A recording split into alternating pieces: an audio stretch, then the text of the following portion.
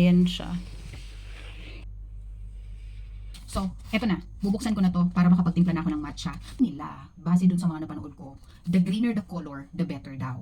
Hindi siya masyadong mapait. Kasi yung medyo light yung pagka-green, medyo mapait daw yun. So ngayon, titignan natin kung anong kulay ba nito at sana masarap to. First time ko tong matitikman. Kaya eto na. Open ko na. Ito na. Kayo nga munang tumingin, kinakabahan ako. Charot, ang arte, no? Ayan na. Green ba? Ano? Sabihin nyo sa akin, anong kulay? Anong nakikita nyo? Green na green ba? Hindi ko nakikita kasi back camera yung gamit ko. Nakikita nyo na ba? It's time for me to see also.